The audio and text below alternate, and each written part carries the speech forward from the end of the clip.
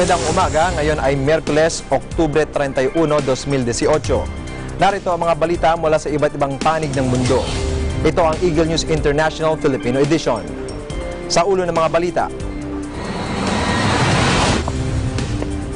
5 katao patay sa pananalasa ng bagyo sa Italy.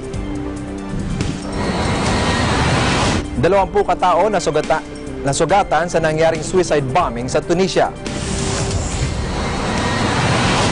German Chancellor Angela Merkel inanunsyo na ang pagbaba sa pwesto pagdating ng 2021. Japan at India nagkasundong palawakin ang kanilang diplomatic at military ties.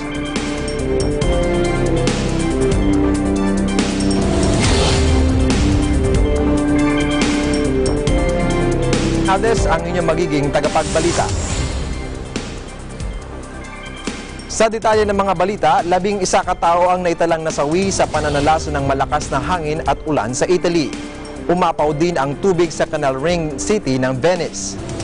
Ayon sa mga otoridad, 2 katao ang namatay nang mabagsakan ng natumbang kahoy ang kanilang sasakyan malapit sa Rome, habang isa pa ang namatay sa Naples region. Isang matandang babae naman ang namatay malapit sa bayan ng Savona sa hilagang kanluran ng Italia. Sa Venice, maraming turista ang nabasa ng malakas na ulan at pinagbawalang magtungo sa St. Mark's Square matapos tumaas ang tubig na umabot sa 156 centimeters. Inalerto rin ng mga otoridad ang mga residente sa Northern Italy dahil sa pananalasa ng bagyo na may lakas na hangin aabot sa 100 kilometro bawat oras kasabay ng pagbuhos ng malakas na ulan. Ayon kay Luca Zaya, head ng Veneto region, ang sitwasyon ay posibleng mas malubha sa nangyaring pagbaha noong 2010. Samantala, pansamantalang isinara ang mga paaralan sa Genoa, Rome at Veneto at maging sa iba pang northern towns at sa Sicilian port ng Messina.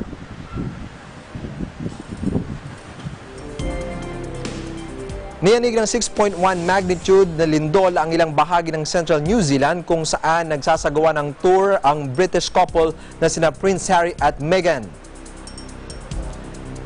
Naramdaman ang lindol sa Wellington sa kasagsagan ng Parliament session. Dahil dito, pansamantalang itinigil ng mga lawmakers ang deliberasyon. Wala namang naitalang malaking pinsala ang lindol at walang nangyaring tsunami threat. Ayon sa mga otoridad, hindi naman masyadong naramdaman ang lindol sa bahagi ng Auckland, kaya't itinuloy ng royal couple ang public walkabout sa waterfront ng lungsod.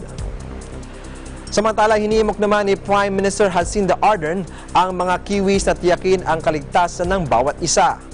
Ayon naman kay Civil Defense Minister Chris Faufay, walang naiulat na anumang pinsala at mga nasaktan sa insidente. Ilang bangkay pa ang na-recover ng Indonesian search teams mula sa bumagsak na Lion Air jet na may sakay na 189 na pasahero at crew sa Java Sea. Ayon sa mga report, nakaranas ng instrument malfunction ang eroplano isang araw bago mangyari ang aksidente. Magugunitang ang Boeing 737 MAX ng Lion Air jet at nag-crash sa karagatang 12 minuto matapos ito mag-take off. Samantala, kabilang sa mga natagpuan ng rescue teams ang bangkay ng isang sanggol. Ayon sa Indonesian National Transportation Safety Committee, NTSC, mayroong 178 adult passengers, isang bata, 2 sanggol, 2 piloto at 6 na cabin crew ang sakay ng flight JT610 na mangyari ang aksidente. Patuloy namang hinahanap ng mga otoridad ang cockpit voice recorder at flight data recorder ng eroplano. Belum, kalau ke sini belum ya, dari kemarin sampai sekarang belum. Nggak tahu kalau yang di Tanjung Kerawang.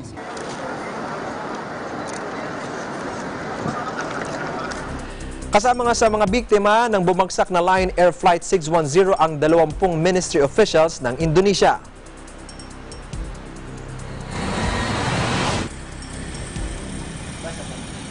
Ito ang kinumpirma ni Indonesian Minister Sri Mulyani. Anya, galing ang mga opisyal sa Jakarta at pabalik ang mga ito sa Pangkay, Pinang nang mangyari ang aksidente. Samantala, nag-abiso na ang Australian government sa kanilang mga opisyal at contractors na huwag nang sumakay sa Lion Air. Patuloy namang nagsasagawa ng 24-hour na search and rescue operation ang mga otoridad para mahanap pa ang mga posibleng survivor. Dinala na sa pagamutan ang 21 katawan ng tao na na-recover sa lugar ng pinagbagsakan upang sila ay makilala. 20 katao ang nasugatan sa nangyaring suicide bombing sa Tunisia. Naganap ang insidente sa Tunis, ang capital ng Tunisia, kung saan ay pinasabog ng isang babae ang bombang nakakabit sa kanyang katawan. Inaalam pa ng mga otoridad kung saang grupo kabilang ang suicide bomber. Magugunit ang unang naganap ang katulad na pang-atake noong March 2015 sa Bardo Museum na ikinasawi ng 22 katao. Hunyo 2015 naman nang mangyari ang isa pang pambobomba sa isang resort sa Sus na ikinasawi naman ng 38 katao.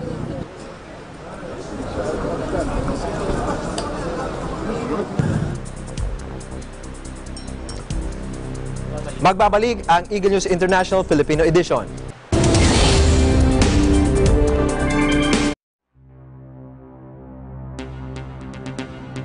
Ang bagong news programs ng Net25. Agila, Balita, Washington DC Edition. Tuwing Lunes, mula alas 7 hanggang alas 7:30 ng umaga. At Eagle News International Filipino Edition. Martes hanggang Biyernes, mula alas 7 hanggang alas 7:30 ng umaga. Lalong pinalakas at pinalawak na pagbabalita. Eagle News Service, as we live in interesting times.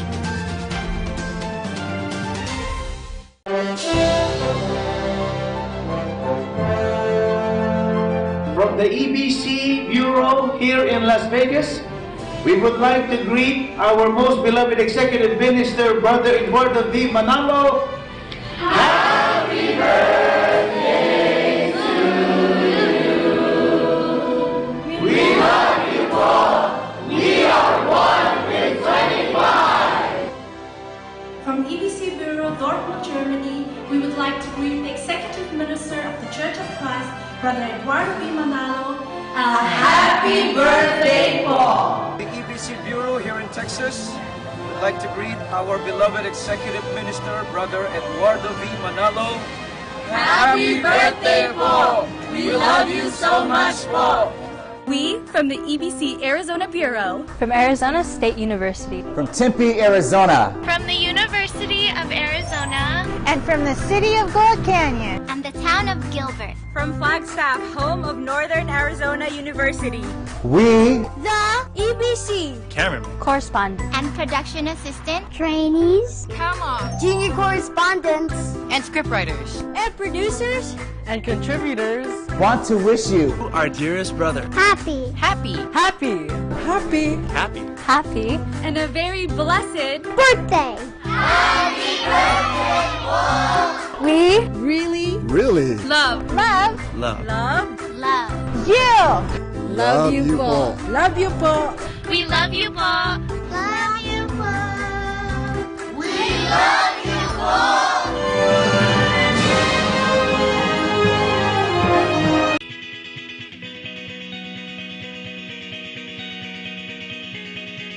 Hi guys, this is Dan from ABC UAE Bureau, reminding you to watch Digital Nest every Tuesday and Thursday at 7:30 p.m.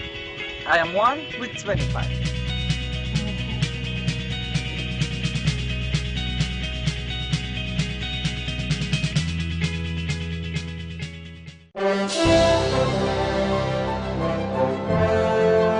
Happy birthday po sa ating dalawa, ka Eduardo. Pinapag-pray po kita para ingatan ka po ni God. Mahal na mahal po namin kayo. Happy birthday po.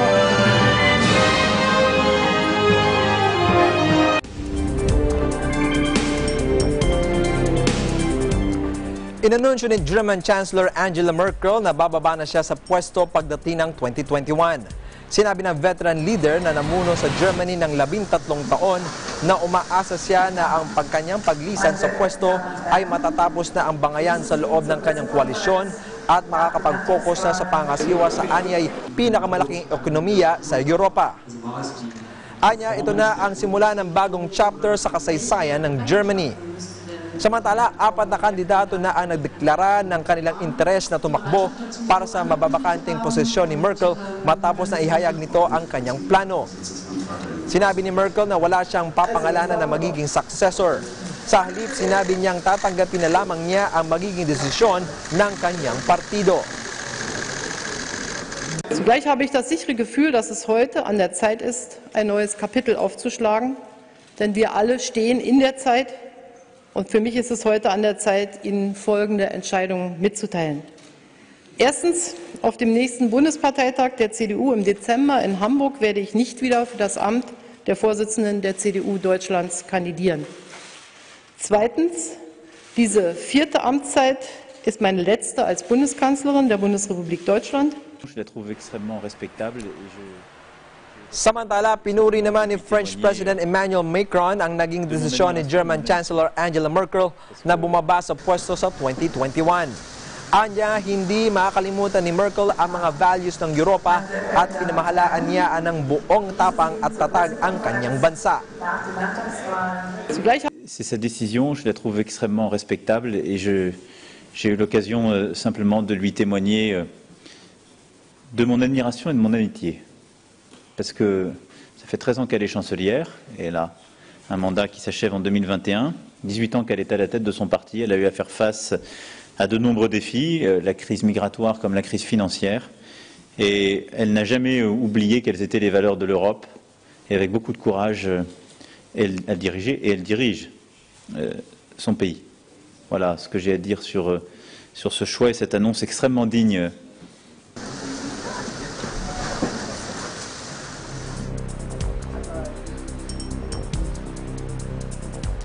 Hinamon ng Turkey ang Saudi Arabia na ilabas ang buong katotohanan sa pagkamatay ng journalist na si Jamal Khashoggi at ilitaw din ang bangkay ng biktima. Kaugnay nito, inihayag ng Turkey state media na nakipagkita ang head ng Saudi investigation team na si Attorney General Sheikh Saud Al-Mujeb kay Istanbul Chief Prosecutor Irfan Fidan noong Lunes. Umabot mano ng 75 minuto ang naging pag-usap ng dalawang opisyal bago nagtungo ng Saudi Consulate si Mujeb para mag-inspeksyon. Una nang inihayag ng Saudi official na premeditated ang nangyaring pagpatay kay Khashoggi batay sa nakuwang ebidensya ng Turkey. Sinabi naman ni Turkish Foreign Minister Mevlut Cavusoglu, mahalaga ang ginawang information sharing at pagtutulungan ng mga prosecutors ng kanilang bansa at ang Saudi Arabia.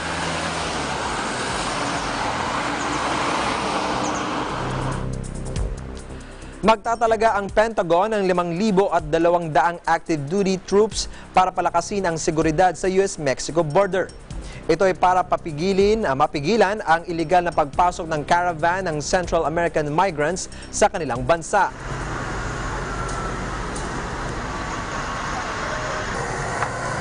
Una rito, nasa 200 National Guards na ang nakadeploy sa mga borders para matulungan ang mga otoridad na bantayan ang kanilang border. Nauna nang sinabi ni US President Donald Trump na kailangan ang mas marami pang tropa para paigtingin ang border security. Samantala, ipinahayag ni US Customs and Border Protection Commissioner Kevin McLennan na minomonitor nila ang paglalakbay ng mga 3,500 katao na patungo sa kanilang bansa mula sa Chiapas-Oaxaca area sa southern Mexico. Binabantayan din ng US ang isa pang grupo na may 3,000 katao na natitipo sa border crossing sa pagitan ng Guatemala at Mexico. Inanunsyo naman ni Trump ang plano ng kanyang administrasyon na magtayo ng 10 cities para sa mga migrants na makakarating sa border at hihingi ng asylum. Kaugnay nito, inihayag ni US military na 3 beses na mas marami ang madedeploy na tropa sa kanilang southern border kumpara sa nakadeploy na tropa na lumalaban sa grupo ng Islamic State sa Syria. Our concept of operations is to flow in our military assets with a priority to build up southern Texas, and then Arizona, and then California. We'll reinforce along priority points of entry so as to enhance CBP's ability to harden and secure the border. We have the authority, given to us by Secretary Mattis, the units that are normally assigned weapons, they are in fact deploying with weapons.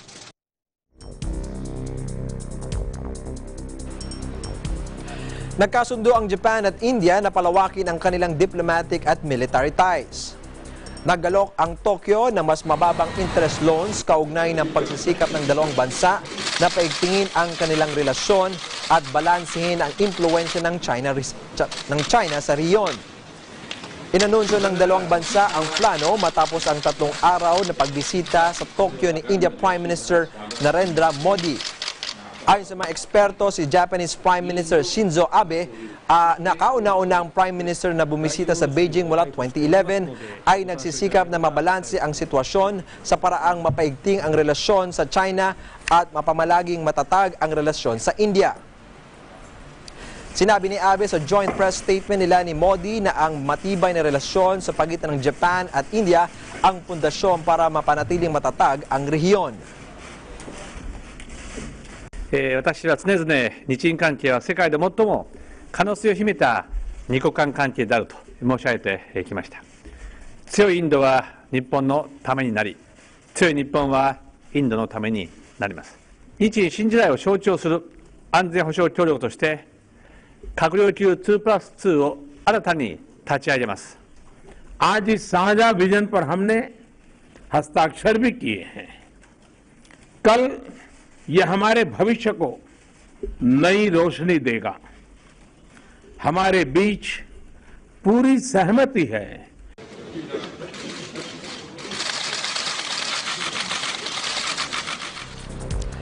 Magbabalik ang Eagle News International Filipino Edition.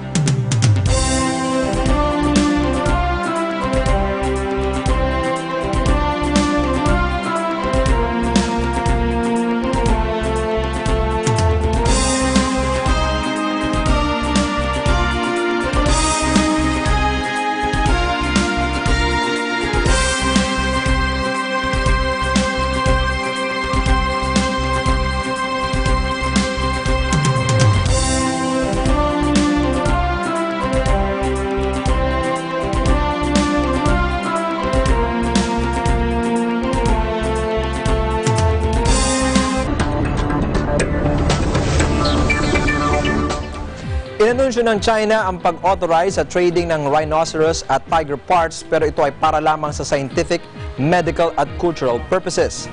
Ayon sa Chinese State Council, ang trading ng rhinos at tigers at ng mga related products ay papayagan sa ilalim ng special circumstances.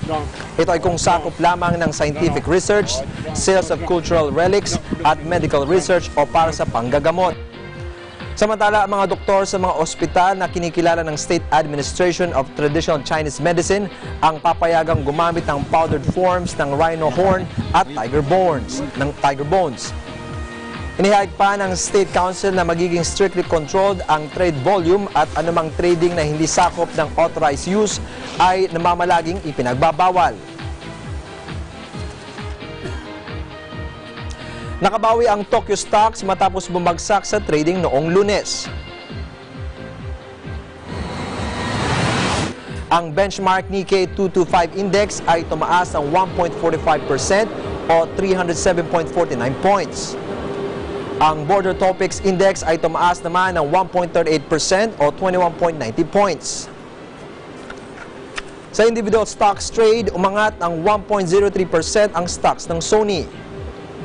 1.67% naman ang tinaas ng stocks ng Nintendo. Ang Toyota ay tumaas naman ng 0.91% habang Nissan ay tumaas ng 1.47%.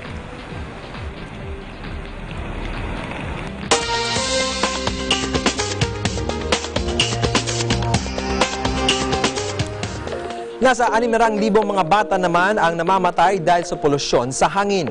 Ito ang binabala ng World Health Organization o WHO. Sa data, nasa 93% ng mga bata na wala pa sa edad 15 anyos ang namamatay kada taon dahil sa nalalanghap na polusyon sa hangin. Karamihan sa kanilang sakit, acute lower respiratory infection.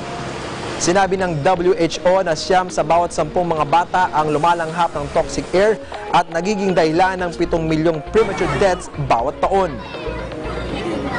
If a pregnant woman is exposed to air pollution, then the risk of having a preterm birth is very high.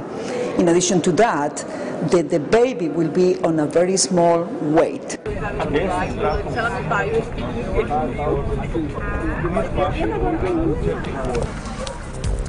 At yan ang kabuuan ng mga balita mula sa iba't ibang bansa. Ito ang Eagle News International Filipino Edition. Sa pangalan ng mga bumubuo ng Eagle News Service, ako si Ben Bernaldez and I am 1 with 25. Susunod na ang Agila Balita.